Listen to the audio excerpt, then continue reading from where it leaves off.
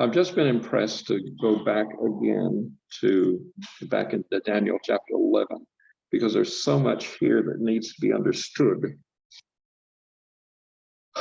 because of its parallel application in the Adventist church of what the devil has done through the papacy. He is now seeking to repeat that in the Adventist church. And we're hoping to draw some of those parallels that you can see what I'm referring to.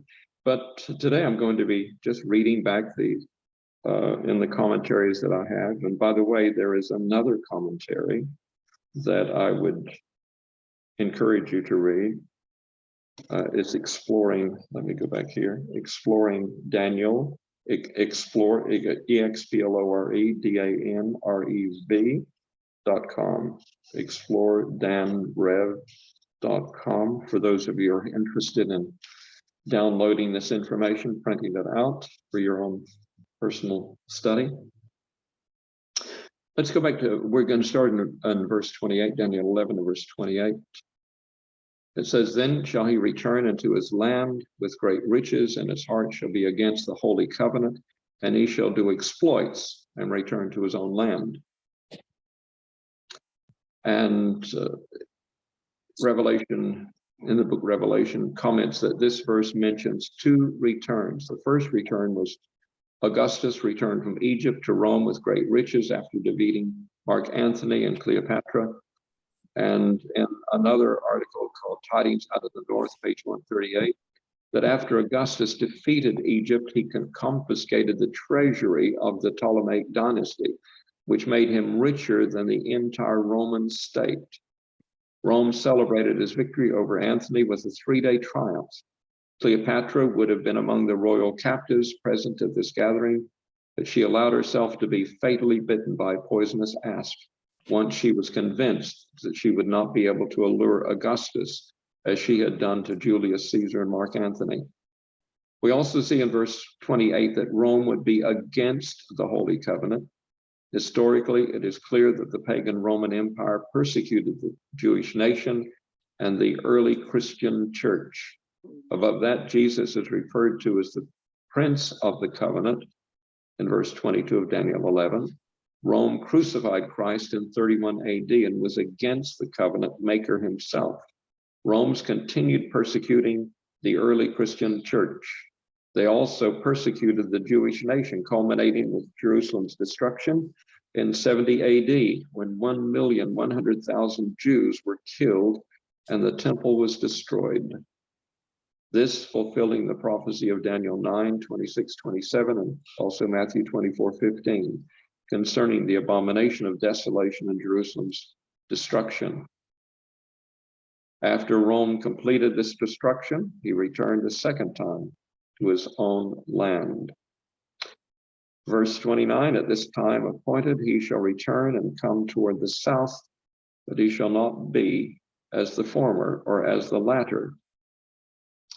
It says, after Rome's 2 victorious returns against Egypt and Judea, in verse 28, we read in verse 29, at the time appointed, he shall return and come towards the south, but it shall not be as the former or as the latter. And again, Uriah Smith gives helpful information on this verse in Daniel and Revelation. He says at the time appointed refers to the end of the prophetic period of even for a time from verse 24.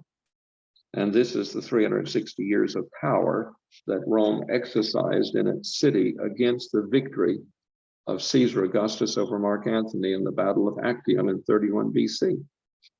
Extending 360 years into the future brings us to 330 AD. Does verse 29 describe an event of significance at an appointed time in the year of 330 AD?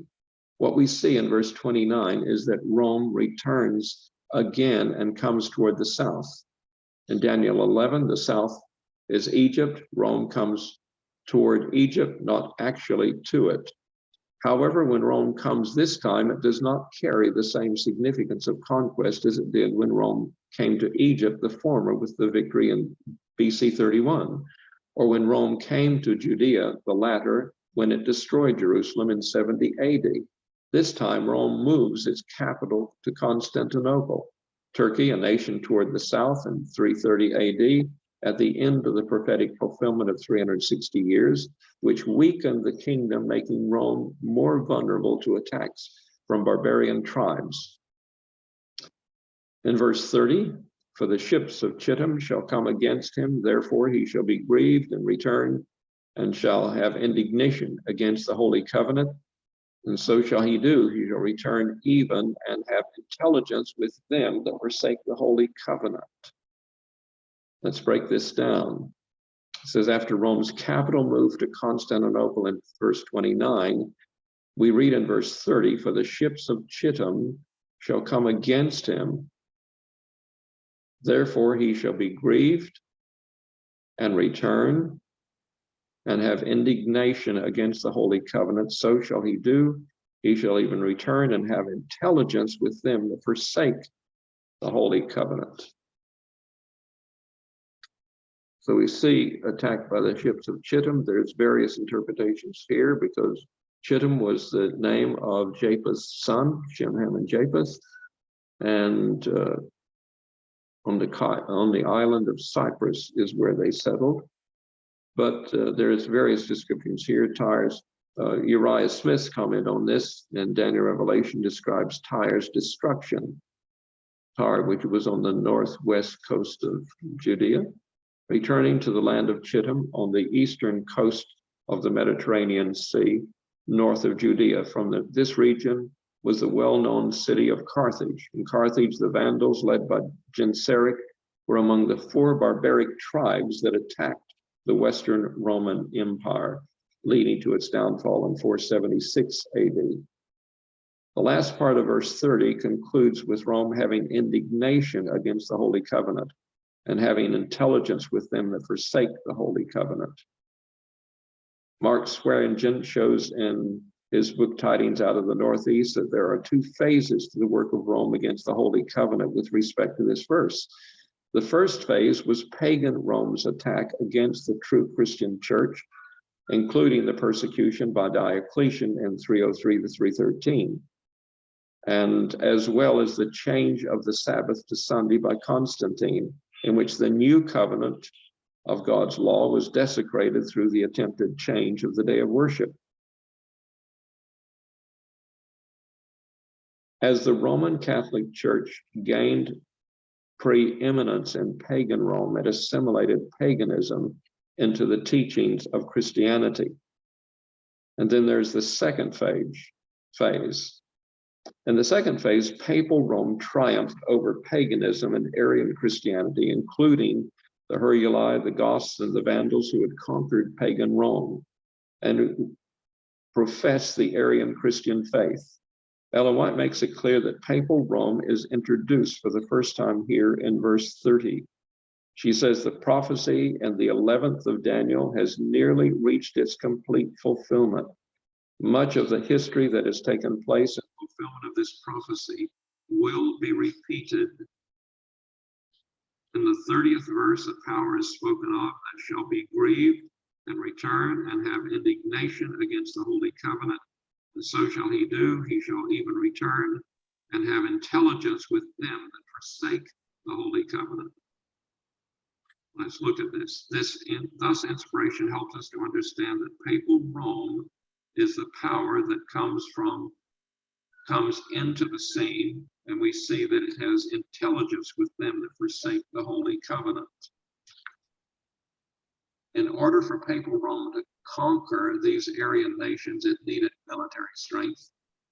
And the acquirement of military strength was one of the key ways in which it had intelligence with those who forsake the Holy Covenant.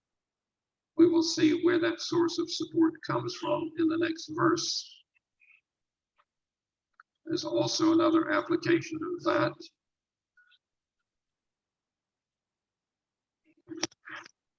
Okay. I just need to stop and ask the question, can you folks hear me? Or do I need to change positions here? Can someone answer that? You need to change positions. You sound like you're in a tube. Okay, let me just go someplace else and see what happens.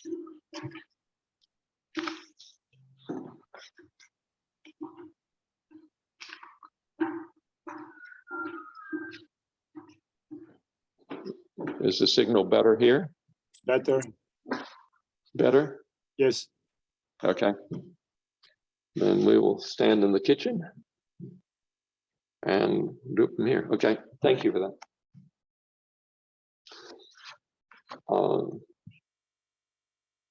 It's helpful to remember at this point the struggle that occurred between Gabriel and Lucifer as chronicled in Daniel 10, before Christ finally came after 3 weeks and settled the issue in the mind of Cyrus, the Persian king. The same thing happened, but the same thing somehow. Is it better here? Yes, it is. Okay, we'll move. We'll keep moving until we find a place. Keep telling me. Okay, so I know that we're communicating clearly. It says it's helpful to remember at this point the struggle that occurred between Gabriel and Lucifer as chronicled in Daniel 10, before Christ finally came after 3 weeks and settled the issue in the mind of Cyrus, the Persian king, so that the truths of Daniel 11. But it's on and off, on and off. Okay. Bad line. I'm not sure what we can do, but That sounds good now, Bud. Now you're speaking now sounds good. okay. It must be, the waves must be moving around. But anyway, keep telling me. In verse 30, in the first 30 verses show an abundance of history about the king of the north and the king of the south. And as we saw, God's people in the glorious land of Judea got caught in the middle of this struggle. The reader of this study should be fascinated by the minute detail accurately foretold by God, and yet all that we have studied through verse 30 is now history. This reminds us of the veracity of the prophetic